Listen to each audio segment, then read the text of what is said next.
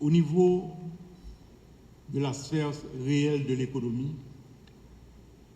il y a un premier bagage que nous constatons, c'est que l'activité économique, en parlant de performance de la campagne agricole de printemps, sont performances qui est très mitigée.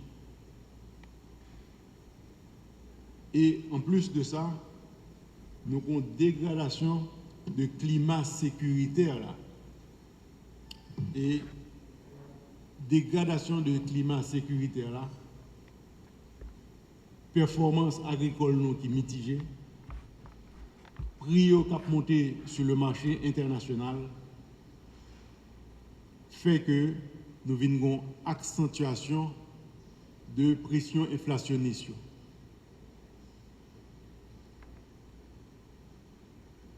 Selon prévision ministère de l'économie et des finances, croissance que nous avons supposé espérer pour l'année ça, son croissance négative de moins 0,4% que lié. Donc, décision que nous prenons en termes de taux d'intérêt et de réserve obligatoire montre combien que stabilité des prix, c'est un bagage qui est extrêmement important pour la Banque centrale et c'est en priorité, d'autant plus qu'il fait partie de mission principale. Conjoncture macroéconomique, comme je l'ai dit tout à l'heure, li chargé défi. Si je prends chiffre, juin 2022, taux d'inflation atteint 29%. C'est taux plus élevé que nous jamais gagné depuis 10 ans. Et bien sûr, il y a une composante de taux d'inflation, c'est prix produits importés qui lui-même augmenté de 41%. Les tensions sur le marché des changes se sont amplifiées au cours de la période avril à juillet à cause d'une part de baisse des transferts, parce que les transferts ont baissé de 3%, à cause de factures d'importation qui augmentaient, tout élément ça fait que le taux de référence là passé de 97,39 au 30 septembre 2021 à 126,96 au 20 août 2022. Il y a une inflation dans les pays étrangers, surtout aux États-Unis. Donc, moun yo diaspora nous qui l'autre bois, il y a certainement moins scope qui était dans mes yo pour cap voyer ba moun ici. Mais un bon deuxième facteur tout, c'est que c'est le mouvement migratoire nous qui accéléré à cause de situation sécuritaire fait que il y a de plus en plus de dollars qui sortent dans l'économie pour aller là-bas. Et en particulier Saint-Domingue. Transfert nous vers Saint-Domingue augmenté de manière vertigineuse. Et jeudi, nous voyons plus comme Saint-Domingue que Saint-Domingue voit comme nous. Les différentes mesures que nous prenons, peut-être qu'il y a l'autre qui peut venir certainement très rapidement. D'abord, augmentation du taux de réserve obligatoire sur les passifs en dollars. Nous avons parlé de lui tout à l'heure. Nous faisons un changement au niveau circulaire 88-1 de façon à ce que nous rendions plus cher les taux sur les lignes de crédit. Pour qui ça c'est important? C'est parce que il y a plusieurs monde qui profitaient du fait que y a accès à ligne de crédit pour y tirer sur ligne de crédit pour y faire commerce dollar. Donc nous mettons restriction et nous rendons plus difficile l'arbitrage que moun nan ka fait pour la prendre ligne de crédit pour la tirer sur ligne de crédit en good li pour lui capable faire commerce dollar.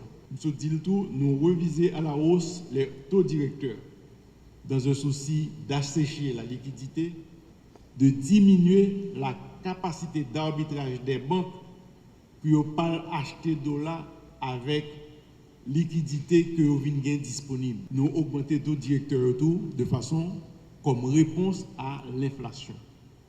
Et bien sûr, on façon tout pour nous capable préparer nous pour le marché monétaire. Dans pile entité formelle qui jetait sur le marché informel là.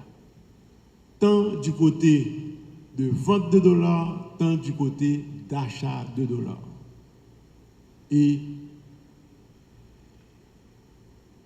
au plus haut niveau de l'État, nous décidons de mettre l'ordre là-dedans.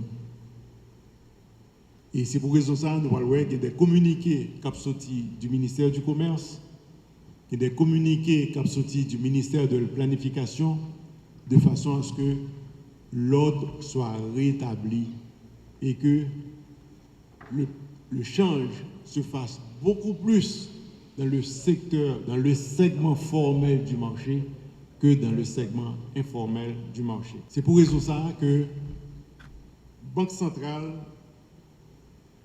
n'a travaillé pour mettre en place un protocole d'accord avec l'UCREF pour le traitement des données sur le blanchiment.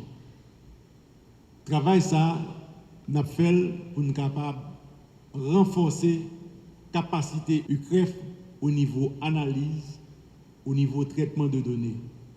Et ce n'est pas nous-mêmes seulement qui avons fait en coordination avec plusieurs partenaires internationaux que je dis à pas besoin de citer non. Mais l'important pour nous connaître que l'ordre mérité mettez dans des ordres.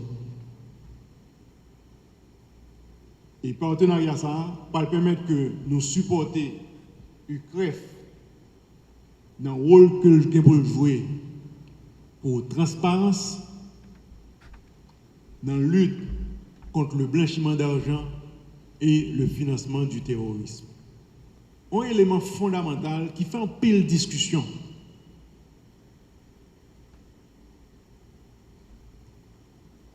Nous ne pouvons pas sortir dans la situation nous y est aujourd'hui.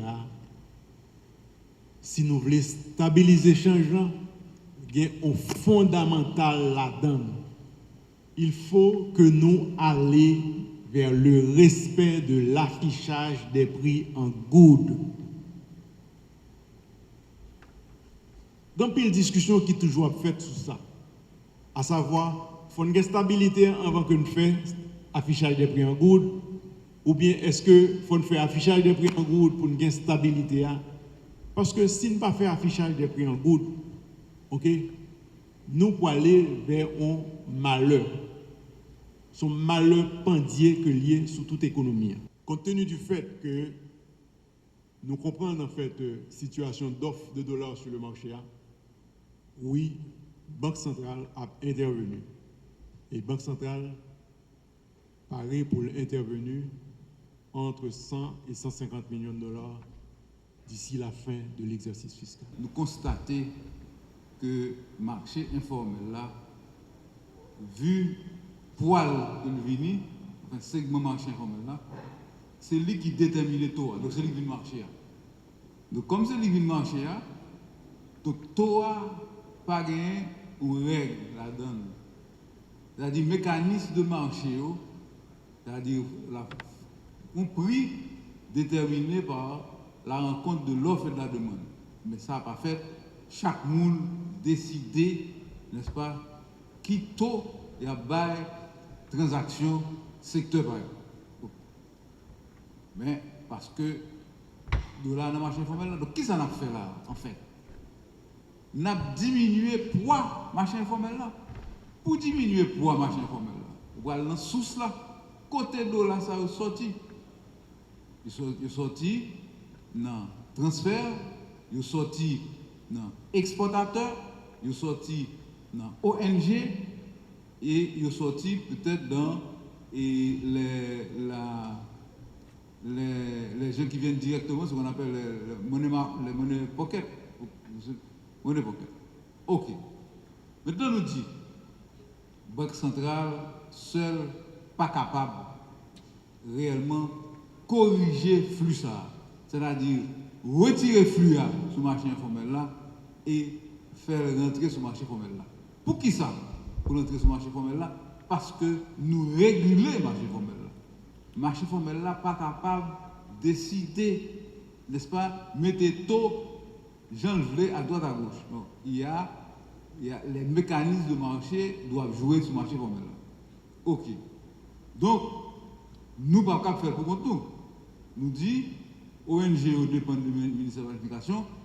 Le ministère de la Planification doit prendre des dispositions parce que tout le monde s'en va là, il a quitté le marché formel. Là, on banque de $1, il ne va pas mentir, il ne va pas $1 vrai. Parce que tout le monde qui déconne $1 sous le marché informel. Donc, il ne va pas rien. Donc, maintenant, qu'est-ce qu'on a fait là? Bien, on prend des mesures conjointement à ce secteur pour nous faire comme ça, retourner dans le marché formel là. 1, ONG avec le ministère de la Planification. 2, exportateurs, n'est-ce pas? Ça a étonné, les exportateurs vendent de plus en plus au marché informel. Mais c'est de bonne guerre, c'est la bonne guerre tout. Là, sur le marché informel, il faut faire tourner sur le marché informel là. Ensuite, il y a flux qui sortit, ça c'est plus gros flux là. Flux qui sortit dans diaspora, transfert de la diaspora. Ça, nous pouvons le faire adroitement, mais il ne peut pas continuer, j'en ai là, qu'on y a là.